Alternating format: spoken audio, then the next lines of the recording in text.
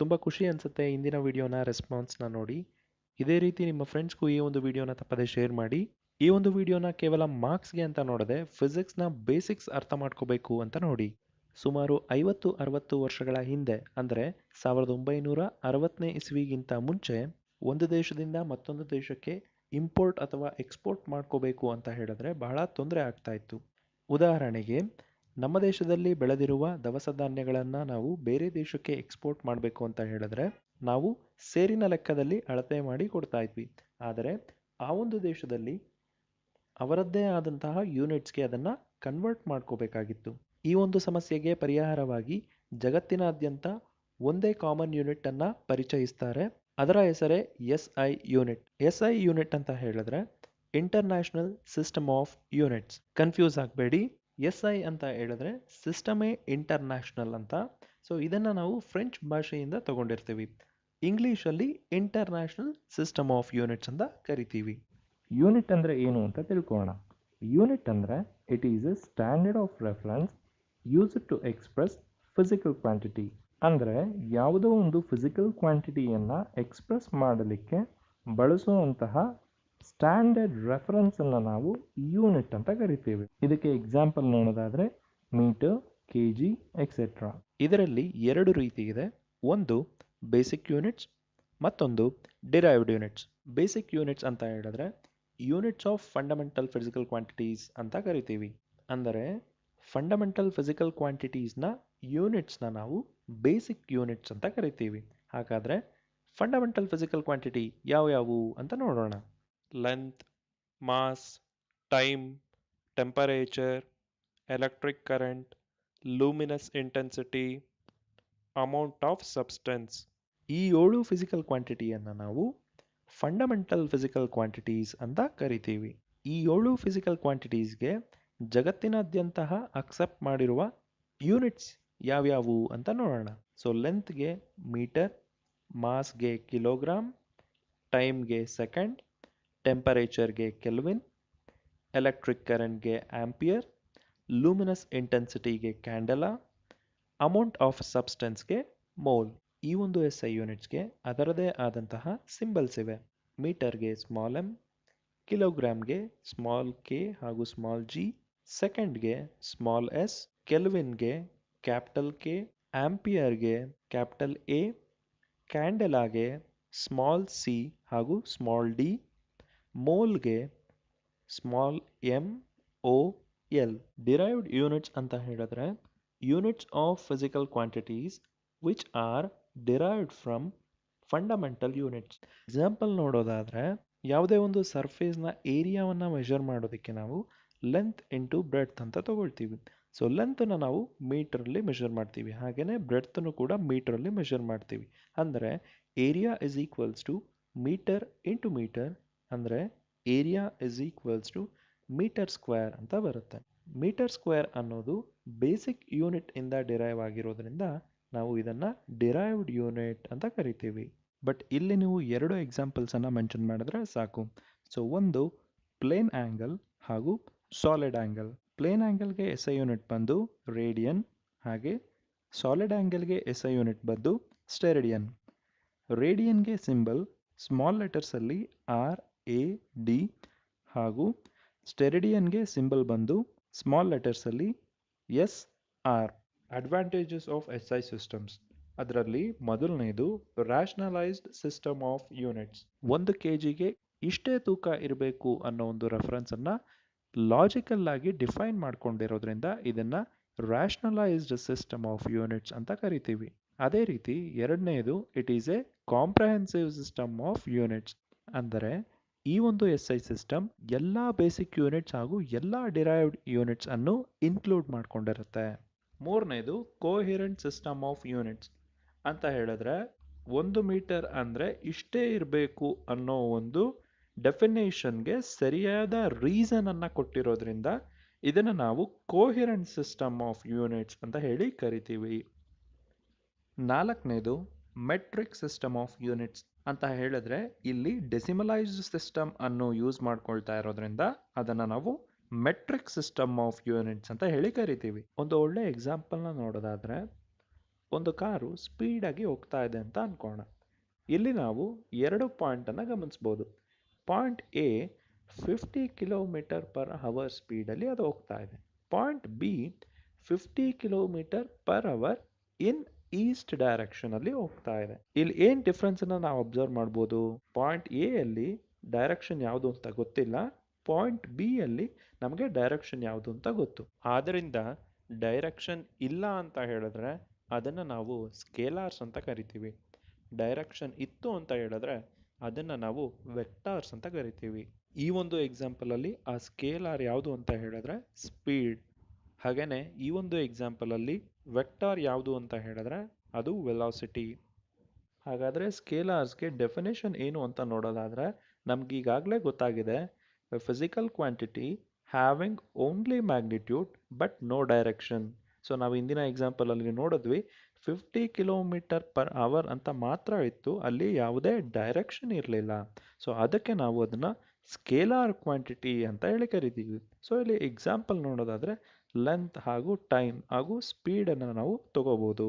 ಹಾಗೆಯೇ ವೆಕ್ಟಾರ್ಸ್ಗೆ ಡೆಫಿನೇಷನ್ ನೋಡೋದಾದರೆ physical quantity having both magnitude and direction. So ಇಂದಿನ ಎಕ್ಸಾಂಪಲಲ್ಲಿ ನಾವು ನೋಡಿದ್ವಿ 50 kilometre per hour in east direction, ಅಂದರೆ ಅಲ್ಲಿ ಡೈರೆಕ್ಷನ್ನೂ ಇತ್ತು, ಹಾಗೆಯೇ ಮ್ಯಾಗ್ನಿಟ್ಯೂಡು ಇತ್ತು.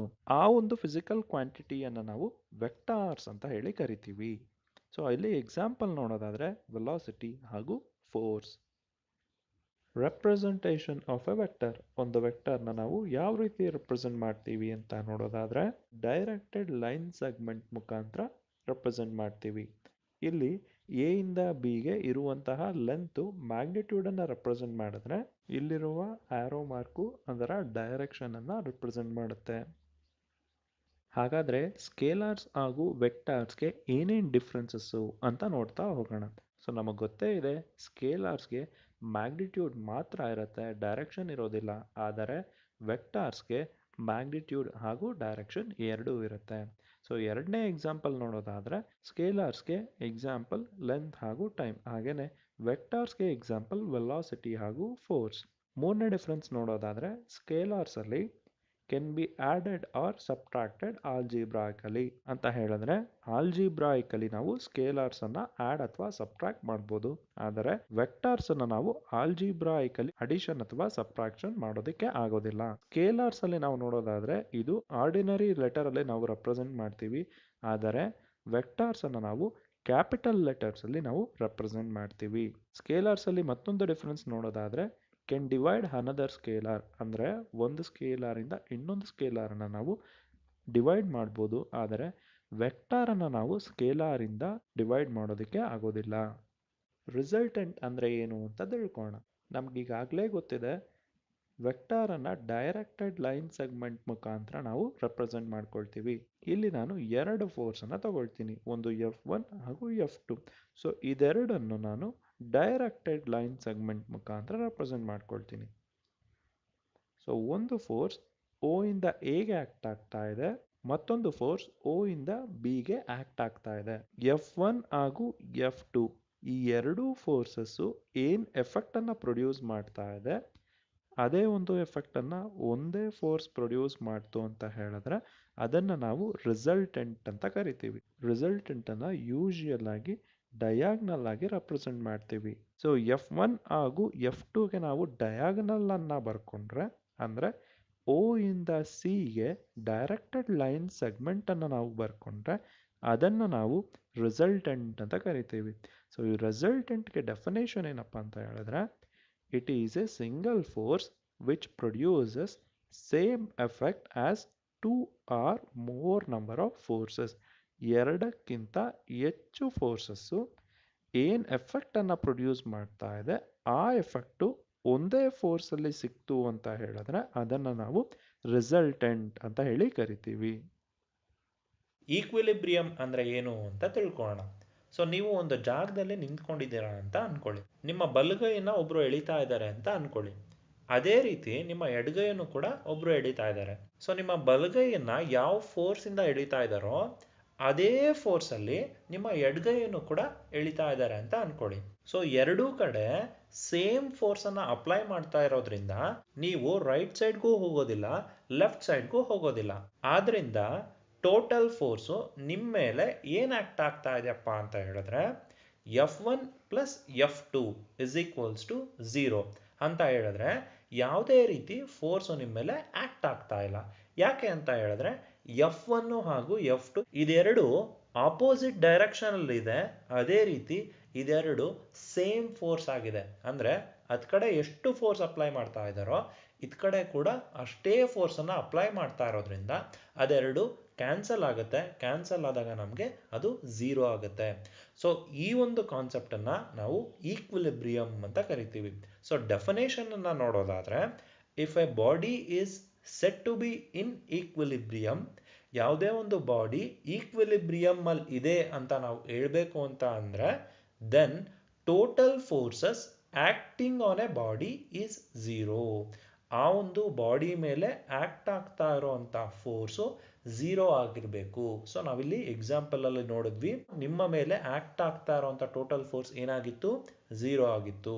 R body is under rest, ಆ ಒಂದು ಬಾಡಿ ರೆಸ್ಟ್ ಅಲ್ಲಿ ಇದೆ ಅಂತ ಹೇಳಿದ್ರೆ ಅದನ್ನ ನಾವು ಈಕ್ವಿಲಿಬ್ರಿಯಂ ಅಲ್ಲಿ ಇದೆ ಅಂತ ಹೇಳ್ತೀವಿ.